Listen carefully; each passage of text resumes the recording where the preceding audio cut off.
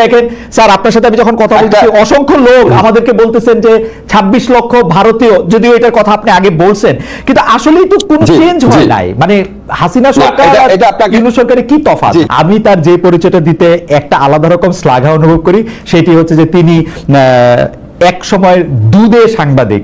আমি তার সাংবাদিকতা বা তার রিপোর্টিং বিচিত্রাকালীন সময়, তার সেই সময়গুলির কথা আমরা মনে করতে পারি। আমরা যে কয়জন সাংবাদিকতার হিরো দেখেছি তার মধ্যে তিনি একজন। পরে তিনি কলাম লেখক হয়েছেন, শিক্ষক হয়েছেন, রিপোর্টিং এর সেই ধারা থেকে সরে আসছেন। তবু প্রফেসর আসিফ নজরুল, আপনাকে স্বাগত জানাই। অনেক পরিচয় আপনার এবং অনেকদিন পরে আপনার সাথে দেখা হলো। ধন্যবাদ। ধন্যবাদ খালেদ, ধন্যবাদ। যে ভারত একচেটিয়া ভাবে আপনাকে ট্রান্সশিপমেন্ট বাতিল করে দিচ্ছে, আপনাকে বলছে যে এখানে স্থলবন্দর আমি ব্যবহার করতে দিব না। আমাদের হাতে কি কোনো কার্ড নাই যেটা আমি পাল্টা করতে পারি? আমি পররাষ্ট্র উপদেষ্টার কাছে কাছাকাছি প্রশ্ন করেছিলাম প্রেস সচিবের কাছেও। তারা বলেছেন তারা নাকি কোনো রিটালিয়েশনে বিশ্বাস করে না। প্রেস সচিব, এটা রিটালিয়েশনের কি হইলো? মানে ঘটনা হচ্ছে ভারত একচেটিয়া ভাবে এগুলি স্যার, আমি আপনার এতদিন ধরে চিনি বলে আমার কাছে মনে হয় যে আপনি এগুলি কেমনে সহ্য করেন, বা আপনি কেন এগুলি কিছু বলেন না, বা আসলেই কি আমাদের হাতে কিছু নাই? এখন ধরেন না, এখন ধরেন আমি বলি খালেদ, আপনি আমাকে দুইটা প্রশ্ন করছেন, আমাকে একটু টাইম দিবেন বলার যে আপনি এটা কিভাবে সহ্য করেন এবং আপনি কেন বলেন না। আচ্ছা, আমার ল ডিপার্টমেন্টে যেই শিক্ষক ক্লাস নিত না, বা আমার ল ডিপার্টমেন্টে যেই শিক্ষকের একজন দুজন শিক্ষকের কারণে রেজাল্ট পাবলিশ করতে 2-3 মাস দেরি হয়ে যেত, আমার ডিপার্টমেন্টে যেই শিক্ষক ছাত্রদেরকে 0 নাম্বার এবং মাইনাস নাম্বার দিত, আপনার কি মনে হয় আমি এটা সহ্য করতাম? আমি তো প্রত্যেক একাডেমিক কমিটির মিটিং এ বলতাম। তা আপনার কেন মনে হয় না একই রকম সিচুয়েশন এখানেও আছে? কেন মনে হয় না হতে পারে? এটা আমাদের তো প্রফেসর ইউনূস আছেন, প্রফেসর ইউনূস কেমনে এটা না করবেন? মানে আমি আপনার সাথে আমার যে পরিচয় বা আলাপ আছে, হয়তো ডক্টর মোহাম্মদ ইউনূসের সাথে অত আলাপ পরিচয় ঘনিষ্ঠতা নাই, কিন্তু আমি তো উনারে জানি, তো উনারও তো এটাতে নিয়ে মানে নিজে এটা করা উচিত। এবং দেখেন স্যার, আপনার সাথে আমি যখন কথা বলছি অসংখ্য লোক আমাদেরকে বলতেছেন যে 26 লক্ষ ভারতীয়, যদিও এটার কথা আপনি আগে বলছেন, কিন্তু আসলেই তো কোনো চেঞ্জ হয় নাই। মানে হাসিনা সরকার ইউনূস সরকারের কি তফাৎ ভারতের ইয়াতে? এটা আমি একটু আপনাকে বলি। এটা আমাকে অনেকেই বলে যে 26 লক্ষ ভারতীয় ব্যাপারটা, তো 26 লক্ষ ভারতীয় ব্যাপারটা যদি বলে থাকি তাহলে এটা অত্যন্ত ভারত বিরোধী কথা। তো একই সাথে 26 লক্ষ ভারতীয় বললেন, এটা এত বড় একটা কথা বললেন আপনি, আবার বলে ভারতের দালাল, কোনো কিছু ঠিক নাই। 26 লক্ষ ভারতের ব্যাপারে ভাই একটা কথা ব্যাখ্যা করি। আমরা যখন 15 বছর অ্যাক্টিভিজম করতাম, অনেক জায়গায় অনেক ভাষণ দিতাম, অনেক বক্তব্য দিতাম, যখন আমরা বক্তব্য দিতাম প্রত্যেকটা কথা অ্যাকিউরেট হতো না। এখানে আমি সিপিডির একটা রিসার্চ পেয়েছিলাম, আমি এটা আগের অনুষ্ঠানে ডিটেইল বলেছি, বলেছে 5 লক্ষ, সিপিডি বলেছে 5 লক্ষ, আরেকটা বলছে এর চেয়ে অনেক বেশি হতে পারে। এখন ধরেন আমার যদি অ্যাকচুয়াল ফিগারের চেয়েও ইম্পর্টেন্ট ব্যাপার ছিল ব্যাপক সংখ্যায় রয়েছে। এখন আপনি আমাকে বলেন সিপিডির মতো একটা প্রতিষ্ঠান যেটা দেবপ্রিয়দা পরিচালনা করে, সিপিডির মতো প্রতিষ্ঠান যদি 5 লক্ষ বলে, আমার মাথায় তো এটাই গেঁথে আছে যে লক্ষ অনেক লোক কাজ করে। এখন ওইখানে বলতে গিয়ে হ্যাঁ হতে পারে যে 26 লক্ষের মধ্যে এক্সাজারেশন আছে, কিন্তু বিপুল সংখ্যক তো ছিল। এখন বিপুল সংখ্যক ভারতীয় আপনার যারা চাকরি করত, তারা 5 অগাস্ট থেকে 8 অগাস্টের মধ্যে চলে যায় নাই, এটা আপনাদেরকে কে বললো? ওই সিচুয়েশন দেখি যদি আওয়ামী লীগের, একটা সেকেন্ড ভাই, আওয়ামী লীগের যদি হাজার হাজার লোক চলে যেতে পারে, ভারতীয় লোক চলে যাওয়ার কথা না? সেটা তো আপনার কনসার্ন যারা মিনিস্ট্রি আছে, অথরিটি আছে, তাদেরকে আমি তাগিদও দিয়েছি, এটাকে বলেছি। আমার মনে হচ্ছে এই ব্যাপারটা আপনি আসলে বলেছেন, পরিষ্কার করেছেন, এবং চলে যেতে পারে সেই সংখ্যা। তারা আবার যেহেতু আপনি যখন বলেছিলেন যে ভারতীয় একটা বিপুল সংখ্যায় কাজ করতে পারে, এবং সিপিটির উদাহরণটা দিয়েই আপনি বলেছিলেন, এবং জনাব তৌহিদ হোসেন যিনি আজকে পররাষ্ট্র উপদেষ্টা, তিনিও কাছাকাছি একটি কথা বলেছিলেন, এবং সেইটার ব্যাখ্যা নানা রকম হতে পারে। যেহেতু তারা কি বলে নিবন্ধিত উপায়ে কাজ করতেন না, তাদের আসলে চলে যাওয়াটা অনেক বেশি সহজ, মানে ফ্লাইট ধরে, বাস ধরে, ট্রেন ধরে চলে গেলে হলো। আমাকে একটু বলতে দেন প্লিজ, এটা জরুরি খুব ইনফরমেশন। ধরেন আমাদের এখানে যারা ভারতীয়রা কাজ করতো, এটা আমরা ইনভেস্টিগেট করে জেনেছি, ওনাদের ওয়ার্ক পারমিট ছিল না। এটা কিভাবে সম্ভব হয়েছিল? এটা হাসিনা সরকার একটা ব্যবস্থা করেছিল, যখন একটা কোম্পানি কাজ পেত, ধরেন ভারতীয় একটা কোম্পানি একটা প্রকল্প পেল, ভারতীয় কোম্পানি যখন প্রকল্পটা পাগল, প্রকল্পের যারা স্টাফ ছিল তাদের জন্য কোনো ওয়ার্ক পারমিট লাগতো না। এটা আপনার খবর নিয়ে দেখেন, এটা আমি এই ইনভেস্টিগেট করে জেনেছি এটা কেন। ফলে আপনি ডকুমেন্টেড পাবেন না। এখন আপনার ধরেন ভারতীয় প্রকল্পে কাজ করছে হাজার হাজার লোক, 5 অগাস্ট থেকে 8 অগাস্টের সিচুয়েশন দেখে যেখানে আওয়ামী লীগের প্রায় আপনার 10-20 হাজার লোক পালিয়ে গেছে, তো তারা ওখানে বসে থাকবে? ওকে, ঠিক আছে, এটা নিয়ে নিশ্চয়ই ভবিষ্যতে যখন আপনারা আরো জানবেন তখন নিশ্চয়ই আমরা আরো পরিষ্কার একটা ছবি পাবো। কিন্তু প্রফেসর আসিফ নজরুল, আমি আপনার কাছ থেকে যেহেতু সাংবাদিকতার দুই একটা পাঠও আপনার কাছ থেকে আমার মানে প্রতি সময় নিতে হয়, সেজন্য একটু সাংবাদিকতার জায়গা থেকে, বাংলাদেশে তো ডিজিএফআই কেন্দ্রিক আইনগুলি চেঞ্জ তো হয় নাই, মানে কেন আমি এই প্রশ্নটা করতেছি, ডিজিএফআই এসবি এগুলি তো সরকার প্রধানের কাছেই আছে, এখনো সেনা প্রধানের কাছে তো না, মানে ডিজিএফআই তো না সরকার প্রধানকে রিপোর্ট করে, ডিজিএফআই তো না সরকার প্রধানকে রিপোর্ট করে, সেনা প্রধানের কাছে রিপোর্ট করে না। রাইট। এখন আপনি ধরেন, আমি আপনাকে একটু বলি, আপনি যেহেতু বলেছেন শুনে, আমাদের যে বিভিন্ন সংস্কার কমিশনের প্রস্তাব এসেছিল, প্রস্তাবগুলো আমরা ভাগ করে এই কাজটা আমি এবং আরো কয়েকজন মিলে করেছি। যে মিনিস্ট্রি কাজ সেই মিনিস্ট্রিকে দেওয়া হয়ে গেছে। আমার মিনিস্ট্রিতে যে কাজ আসছে, যেটা আইন মন্ত্রণালয়ের অধিভুক্ত বিষয়, সেই আইন মন্ত্রণালয়ের অধিভুক্ত বিষয় এবং এমনকি অন্যান্য মন্ত্রণালয়ের অধিভুক্ত বিষয়, সেটাও কয়েকটা কাজ আমরা করে দিয়েছি, যেমন নারী ও শিশু নির্যাতন দমন আইনের অ্যামেন্ডমেন্ট, সেরকম আমরা 7টা মেজর অ্যামেন্ডমেন্ট করেছি, 7টা। আরো ধরেন 4-5টা আগামী 1 মাসের মধ্যে হবে। একটা মিনিট দাঁড়ান, এখন অন্য মন্ত্রণালয় কেন করছে না বা কোথায় বাধা আছে ভাই তাদের জিজ্ঞেস করেন। এখন আমি পড়াতাম ঢাকা বিশ্ববিদ্যালয়ে, দাঁড়ান, আমি ঢাকা বিশ্ববিদ্যালয়ে পড়াবো এনভায়রনমেন্টাল ল, এখন কনস্টিটিউশন যে পড়াচ্ছে সে খারাপ পড়াচ্ছে কিনা সেটাকে আমাকে কেউ জিজ্ঞেস করতো না, তো কমন সেন্সের ব্যাপার।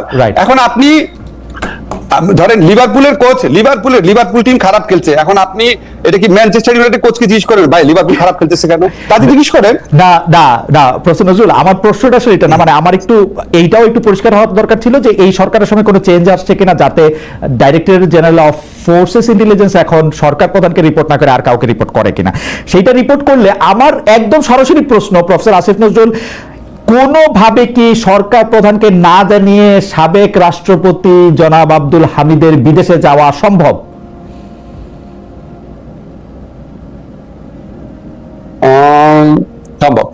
সম্ভব সরকার প্রধান না জানিয়ে নরমাল, হ্যাঁ সম্ভব। আমি আপনাকে বলি, নরমাল একটা সরকার ব্যবস্থায় অনেক ক্লিয়ার চেইন অফ কমান্ড, অনেক কোঅর্ডিনেশন, অনেক প্রেডিক্টেবল ডিফাইন্ড রোল থাকে। আমাদের মতো একটা সরকারে এই জিনিসগুলোর কিছুটা ঘাটতি থাকা স্বাভাবিক, অস্বাভাবিক না। আপনি বিপ্লব উত্তর বা গণ অভ্যুত্থান উত্তর যে কোনো সরকার ব্যবস্থার মধ্যে এটা ছায়া দেখবেন।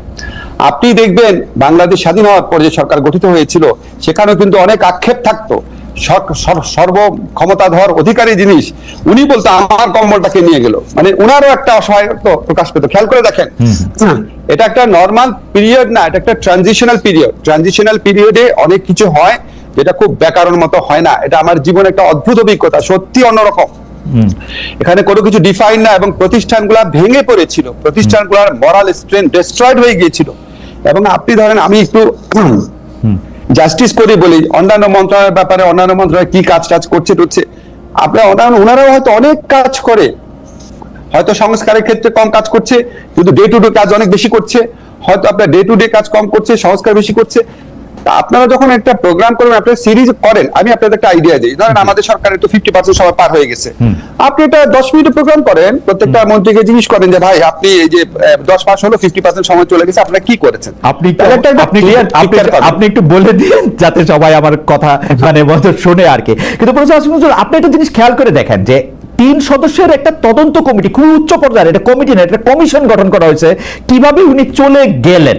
এতে মনে হয় না যে মানে কেউ কোনো কিছু দেখে নাই, কারোই কোনো কিছু জানা নাই, অথচ মেশিন রিডেবল পাসপোর্টে এখন আমি বাইরে গেলেও আমাকে কিন্তু ইন্সপেক্টর সাহেব অনেকগুলি প্রশ্ন করেন।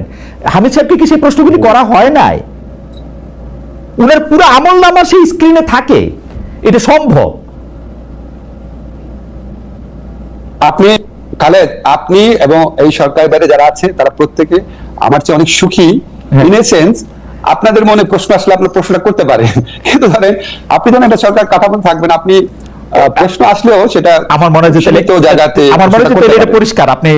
আপনি যেহেতু তাহলে আমি আপনার বিষয়ে প্রশ্নটা একটু করি। প্রফেসর আসিফ নজরুল, ইশাক হোসেন মেয়র পদে নিয়োগ পাবেন কি পাবেন না সেটা নিয়ে একটা জটিলতার পর্যায়ে আমাদেরকে স্থানীয় সরকার বিষয়ক যিনি উপদেষ্টা আছেন আসিফ মাহমুদ সজীব ভুঁইয়া, তিনি আমাদেরকে জানালেন যে এটা আমরা আইন মন্ত্রণালয়ের মতামত দিয়ে জানতে চেয়েছি, আইন উপদেষ্টা বাইরে আছেন, সেই জন্য আমরা কিছু জানাতে পারছি না বা সেটা হচ্ছে না। এই করতে করতে তারিখ পেরিয়ে গেল, এক ধরনের জটিলতা তৈরি হলো।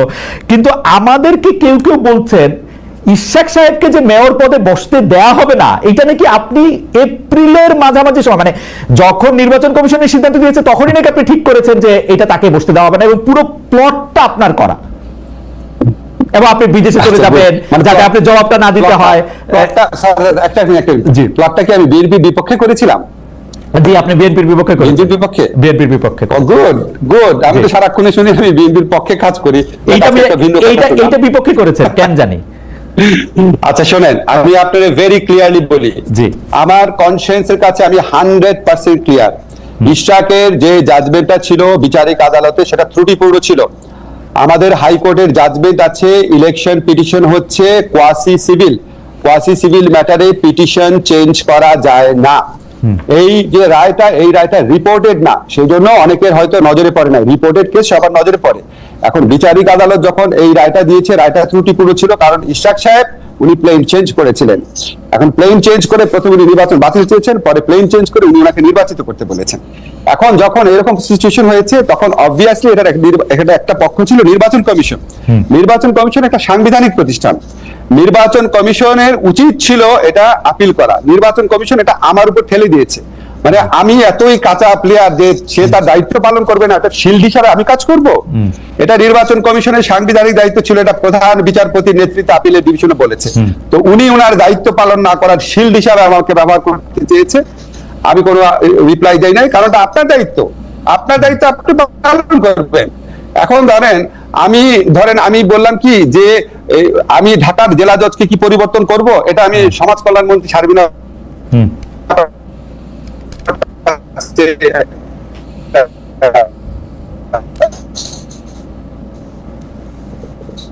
মতামত ছিল।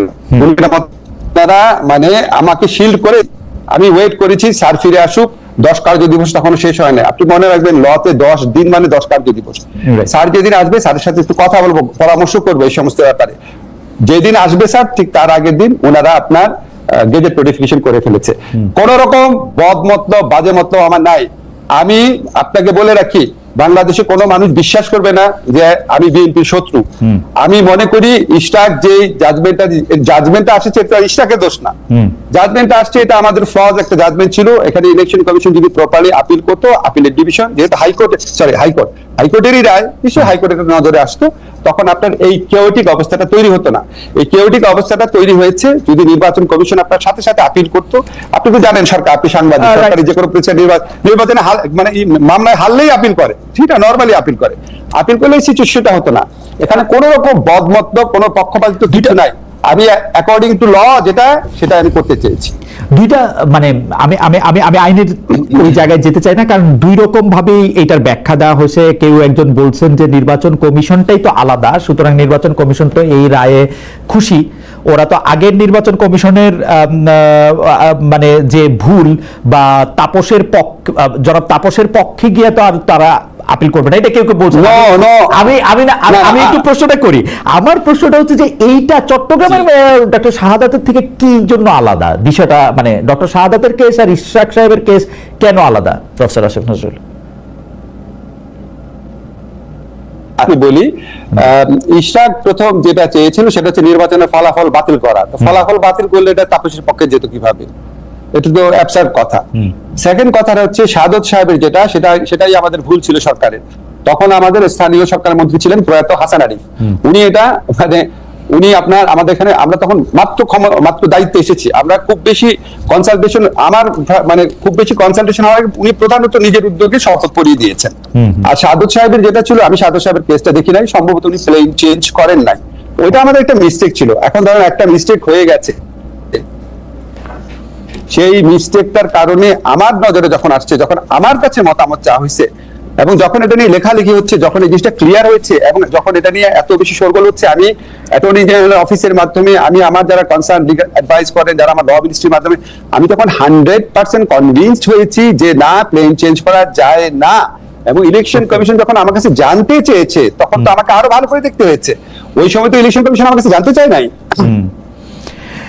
না মানে এক যাত্রায় পৃথক ফল, এবং আমরা দেখতে পাচ্ছি যে জনাব আসিফ মোহাম্মদ সজীব ভুঁইয়া তার পছন্দ মতো প্রশাসক নিয়োগ দিয়ে দিচ্ছেন, এইটা আবার 2 দিনের জন্য একটা মেয়রের ব্যাপারে তিনি এরকম বাধা দিচ্ছেন, পুরো রাষ্ট্র কাঠামোর জন্য ব্যবহার করা হইতেছে। এটা একটু আমি একটু আপনাকে বলি, জি আমি যদি আপনাকে এভাবে বলি, হাসান আরিফ স্যার যে ভুলটা করেছেন যে কোনো কারণে, আসিফ সেই ভুলটা করতে চায় নাই, এটাও তো এইভাবে ইন্টারপ্রেট করা যেতে পারে। আর সমস্যাটা দেখেন আপনি, আপনাকে আমি বলি, যখন ইশরাকের এই প্রোগ্রামগুলো চলছে তাকে মেয়র ঘোষণা করতেই হবে, এবং শোনা যাচ্ছে যে আমরা তাকে যখন ইলেকশন কমিশন তাকে আপনার গেজেট নোটিফিকেশন করে দিল, তখন আমার অফিসে একদিন নুরুল হক নূর এসেছিল। নূর আমাকে বলতেছে, নাম ধরে ধরে বলতেছি, যে আমাদের একটা ইসলামিক রাজনৈতিক দল তারা 6000 লোকের লিস্ট করেছে, কাউন্সিলর এরকম সহ, এবং তারা নূরকে বলছে, স্যার এরা তো বলছে যে বিএনপি দিয়ে দিচ্ছে, আমাদেরও দিয়ে দিবে। সারা দেশে যত কাউন্সিলর আছে, ইউনিয়ন পরিষদ মেম্বার আছে, কমিশনার আছে, সবাই মিলে তখন পাগল হয়ে গেছে আপনার, যে সবাই ইলেকশন ঘোষণা করতে হবে। তাই না? আপনি সেন্ট্রাল থিম হচ্ছে আমরা শেখ হাসিনা যে ইলেকশন, পৃথিবীর ইতিহাসে জঘন্যতম ইলেকশন, এই জঘন্যতম ইলেকশনে ইলেক্টেড লোকগুলোকে সারা বাংলাদেশে ইলেক্টেড ঘোষণা করবো, এটা একটা এথিক্যাল পয়েন্ট। এবং এই